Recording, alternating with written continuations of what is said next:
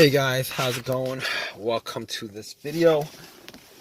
Um, okay, just want to tell you guys I was able to get my truck started, working fine right now. Just want to tell you guys what happened as far as the repairs made and stuff like that, work done, diagnosis, troubleshooting, stuff like that. So basically yesterday I was at the mall and I spent about maybe like an hour and a half there. Obviously I parked my car, turned it off, went to the mall, did some shopping, came back to my car, tried to start it, and nothing. Actually everything worked. Everything worked as far as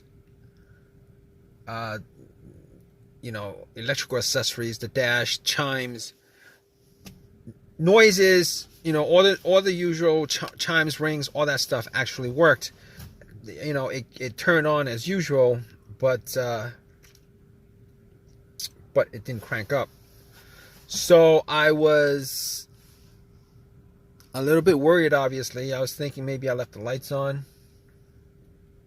So I turned my headlights on, went out and checked the headlights to see what the deal was, make sure that my battery was good. If you guys have this situation where you guys want to check your battery to see whether your battery is good or not, just turn on your headlights, go out, take a look at it. If the headlights are strong, chances are your battery's good. That's not always the case, obviously, but maybe that is the case. But anyway, that's not the end of the test as far as the battery is concerned. Normally, if the headlights are bright, even if the battery was a little bit weak, you should be able to get like a slow crank from it. I wasn't able to get a slow crank from it, so I was like, okay, can't be 100% sure it's not the battery. So I kind of looked around, and the terminals were a bit corroded with some white bluish stuff on it, and on top of that, terminals were a bit loose, and I knew they were loose because this actually happened a couple of times over the last month. And after trying to start it 6-7 times, it worked previously. And a lot of times it was because I wiggled the terminal. Sorry, this time around, I was going to clean the terminal. I didn't clean the terminal previously, so I had a can of Coke and poured some Coke on the terminal, had some paper towel, wiped it, popped it back on, and they were tight enough. Not super tight, but they were tight enough, so I popped it on. Didn't have anything to tighten it, but went back, tried to turn it on, and nothing. Did not get a single thing from it. Everything worked pretty good though.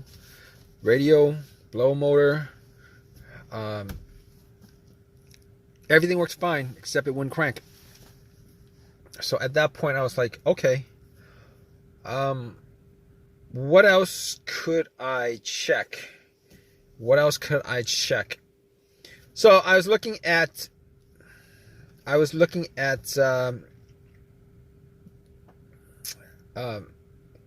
the negative at that point. I was looking at the negative of the battery. I was thinking maybe the negative had an issue, which probably had a weak connection to the battery, etc., etc. So I was looking at the negative line, the ground line, and I checked it out, and the ground was pretty good. The ground was not corroded, and it was held tight to the frame by the bolt. And I was like, okay, probably not the ground. At that point, I was thinking to myself, okay, it's not the battery, it's not the ground. I know for sure it's not the alternator because I did actually get it jumped. I asked somebody to help me out with a jump. It wasn't until the third, fourth person who I asked, who was okay with giving me a jump. I did the jump and still had the same issue. Had the cables on for like 2 minutes, still had the same issue. So I knew it wasn't the alternator, because if it was the alternator, if it was the alternator, the car would have it would have worked, and it would have worked. It would have turned over, at least crank, turn over. I didn't hear any of that except for a click. So at that point, I was like, okay, fine. It's not the alternator, not the battery, not the ground. What else could it be? Thought it may have been the fuse. Could have been a relay. And I was thinking it might have been the relay, but I must have tried to start it at least 15 times, and all 15 times I always heard like a faint click, like a click, click, click.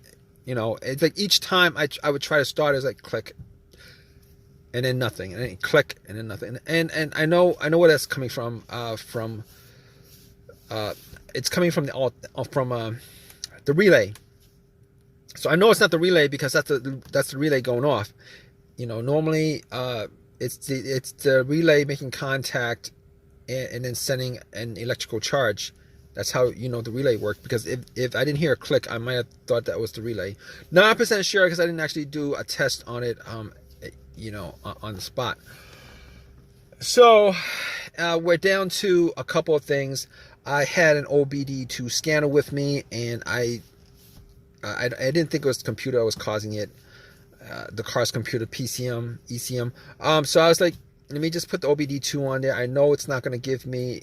It's a $19 OBD2 scanner I bought from Walmart. I know it's not going to give me it's not going to tell me, what's causing a no start. No start's not going to show up on OBD2.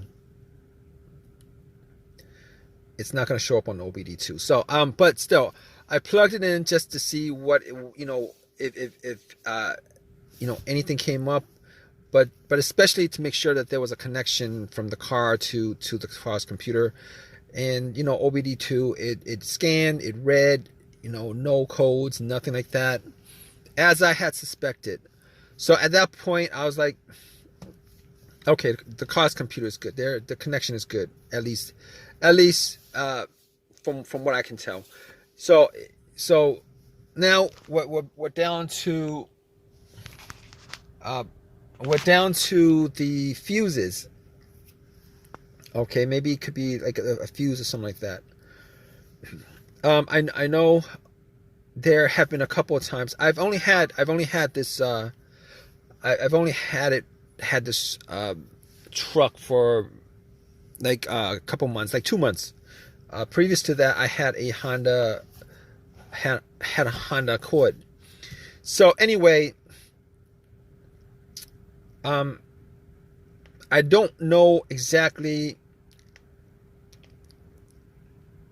what the history of the truck is, but as far as the fuses were concerned, I was thinking I had 2 occasions where I had fuses that would cause no start. One of those occurred when the main fuse blew on my Honda.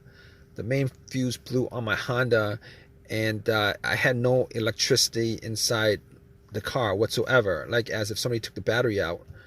And I knew it was the main fuse because I actually hooked up 2 screwdrivers, the metal part, one kind of crossed two screwdrivers, the metal to metal, and that actually created a connection where the car turned on, and that was the main fuse that blew. I know that that's not the situation here. Reason being is that I am getting power to everything except it won't crank. Fine. So the second fuse issue that caused a no start, I had with an Acura, and that car would crank, but it would not turn over. It would crank, but it won't turn over. So what I did was, I think I swapped out the fuse for the fuel pump or the it was either the fuel pump or the PCM, and once that was swapped out, car got going again, crank turnover, it worked. And unfortunately, that's not the issue with the situation I had. Oh man, I gotta drink something. But that wasn't the situation, because I wasn't able to crank it all. Okay, I'm getting power, not able to crank. So I was like, okay, that's pretty much as far as the fuse is concerned. I can pretty much, leave that out. Trouble, as far as diagnosis is concerned, probably not the fuses. So at that point, I was like, maybe it's the starter. Now, I've only had the truck for like two months, and it probably was the starter. As far as experiences that I've had with starters going out, it's pretty much those symptoms, But I really was looking for like a fast and quick. I was hoping that was something that I could actually just change up on the spot, which was either a fuse, a relay, a battery, one of those things. Anyway, I wasn't 100% sure it was a starter, but had to get the car towed. Car AAA had to get the car towed. Had to get the truck towed. It was towed, and once I got it home, did the test again on everything, on the battery, did the test on the fuses, did the test on the relay. Now, I actually took the relay off and did the bump test with a pin, and it actually did nothing. I heard nothing from from the starter. So I was like, at that point I was like 95% sure, because that was like pretty much a direct connection from the battery to the starter doing that bump test. But anyway, at that point I took everything off, and when I got to the starter, I did another test by putting a wire from the positive terminal of the battery to the solenoid, to the positive solenoid, and try to do a direct bump test, and the starter did not crank, did not move, did not hear a single thing from. So at that point, I knew it was the starter that was the problem. I took it out, went to AutoZone, had them test it out again, and nothing whatsoever coming from the starter. So it was definitely the starter. And so basically I ended up getting a rebuilt starter. The rebuilt starter was like 150, 160, something like that, with the core given. The core, which was the old starter, given to them. And popped it in, and it started up, and I haven't had issues since. I haven't had issues since. Everything works. Got it working again. If you guys are in this situation, you guys looking for like a reason why your car is not starting, just do the whole troubleshooting that I did as far as the battery, the fuse, the relay, the ground wire, all those things. I know I probably left out a couple of things, maybe the ignition, but I actually changed the key fob key. It could, but still, you probably could figure out, like 90% of the time, you could probably figure out, your issues with your car with that particular situation. Whatever your situation is. Anyway, I hope this has helped you guys out as far as your issue. If you have any comments, please leave a comment in the comment section. Please subscribe. Please give me a thumbs up.